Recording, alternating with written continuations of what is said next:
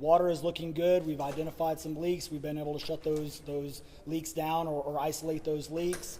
We will be likely operating off of well water probably for the next foreseeable. About 4 weeks is what we're projecting, so we're not going to be pulling surface water for about 4 weeks. With these type of events, there's a lot of debris, there's a lot of chemicals, a lot of gasoline, a lot of other contaminants that are in there. We are working with TCEQ and other partners in there to make sure that we get these issues addressed as quickly as possible.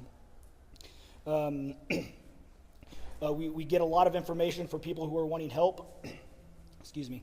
A lot of people who are wanting information to help. Best thing you can do, especially right in your small local area, don't go out into major areas. Public Works mentioned just, hey, pick up a little bit of debris in your trash cans or your trash bags. Keep it local, but stay out of the major areas. Everything is still, very, very dangerous, very hazardous conditions. Let me pull up our KPUB utility report.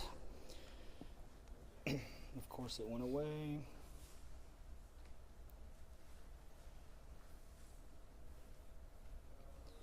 So KPUB still has approximately 600 customers that are without power. The largest remaining outage customers are west of Ingram, south of 39, along South Fork of Hunt. KPUB issued a mutual aid request on July 4th. 50 personnel and utilities and contractors from across Texas are coming in to support operations and restoration. Hunt or South Fork sustained extensive storm-related damage, including approximately 40 downed power poles with widespread tree and flood debris, heavily damaged infrastructure. Restoration in these remaining areas will be lengthy and complex, and customers should prepare for multi-day outages. Customers outside of these remaining areas still experiencing an outage should report it to KPUB by calling KPUB's outage line at 855-959-2496. But power has been restored to most of the other customers. Like I said, about 600 are still remaining. A lot of the county is also on Aqua Texas or private wells. We try to get information on that, but we don't have a lot of information as far as private wells are concerned or the status of Aqua Texas. But a big bulk of what we had coming through the Guadalupe is within the city limits, which is on the city limit, or city water supply. Aqua Texas and some of those other public water systems are typically outside of what we're thinking is the damage area, but we have not had any reports from Aqua Texas on outages. And with that, we will take a couple questions. Alden, is the recovery for some of we're hearing some recovery of bodies in Louise Hayes Park. And the other part of that question is how many red tag buildings are now along the river that the Kerrville Fire Department has issued? Yeah, so when you talk about red tag, you're talking about like condemned buildings. Obviously out here, the damage is extensive. Right now, we're really focused on life safety. We are focused on search and rescue. Search and rescue is the priority. So we're not really red tagging buildings. Now we do have structural teams come out. They will mark stuff. You'll see spray paint. A lot of that is to identify where we've at least primary searched. But we are not going into the structural side of things unless it poses a risk to first responders. Our primary focus is on search and rescue of every single person involved, and we'll continue through the night to make sure that happens.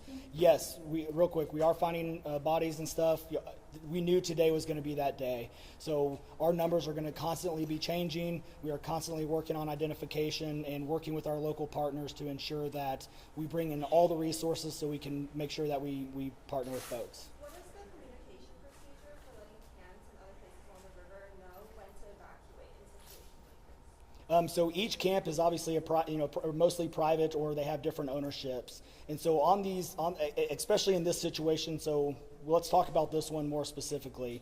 The event happened very fast.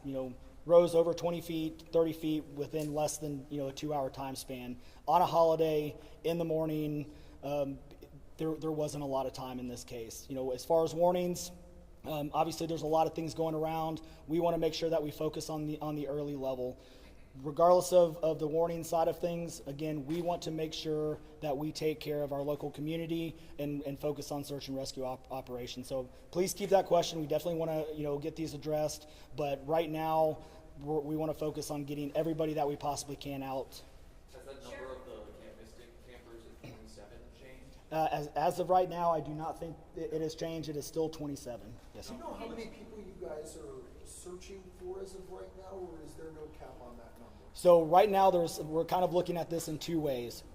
Call it the known missing, which is the 27 camp kids that are missing. We will not put a number on the other side because we just don't know. Campers are coming in for 4th of July weekend. People are camped along the riverbank. People are coming in to visit. There's a number that we just don't know yet, and we don't know what we don't know. So as things are starting to develop and as things are starting to move along, we're not going to put a cap on this. We are just going to continue until we find everything else. One more question. We know there are many children missing. Are there any camps? Let me give it to somebody else. Just one question about current rescues. Can you give us a sense about how often you're seeing a rescue, and just in terms of kind of like, for example, when your last rescue was? So, obviously with the camps, we've been rescuing people out of these camps by the hundreds, all day. So there's a lot of folks that are shelter in place, so we leave them in place to make sure that we get them food, water, and some of these camps actually now are self-rescuing, if you will. Maybe that's not the right word, but they are self-extricating, if you will. So they're getting water's down, they're getting their own resources. They're not having to tie up, local and state, resources. We are monitoring them, and they're accounting for their own folks. So that has been going on, obviously, for over 800 plus people, and we're continuing to do that. So, good. Sorry, one more question. I can absolutely appreciate that right now the focus is finding the missing, and it's a very active search and rescue. But what do you say to the parents that are in grief, understandably frustrated, as to how in the world this could happen? How in the world you could have so many campers in the way of this danger and not taken out of there ahead of the storms? Yeah, that's the question of the hour. But with these, this is last time it was this bad, and this one is even worse than that. Was 1987. You can't predict it. Everybody in the media even knows, everybody who does this and sees this every single day, you have the inverse effect of if you continue to push it, and you see this in Houston areas all the time, you cry wolf. What happens when you continue to ramp things up and you continue to put a lot of information out there? Again, not to harp on the media, but there's a lot of stuff that gets overspun up, and we see that way too often, and then that trickles down. So we did look at stuff. Obviously, I had told the story. I was out on the river trail at 3:30. I left about 4 o'clock. We did not see any signs of the river rising, and by 5:20, we almost weren't able to get out of the park on the upper end. It rose that quickly. So was it a matter of it just rising so quickly and this being a massive tragedy, or people weren't taking it seriously? No, this was a massive tragedy, hands down. We are hitting from our, again, flood maps. We're seeing some areas where it's hitting the 100-year flood thing. And again, we talked about the North and South Fork. That water hit perfectly. You heard Chief Nim Kidd talk a little bit about the wide area. This went from San Angelo to Waco and all. They stage where they can, but you do not know what's going to happen, one, until water falls, and two, the predictions were definitely off. That water and rain fell almost double of what was anticipated, both in the North and South Fork, and converged into one place, and it rose that quick. So thank you.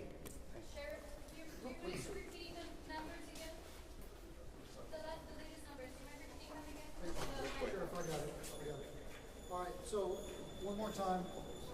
Could you get the mic, sir? Can you get to the mic, sir?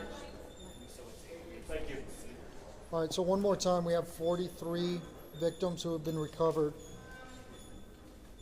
Out of that 40.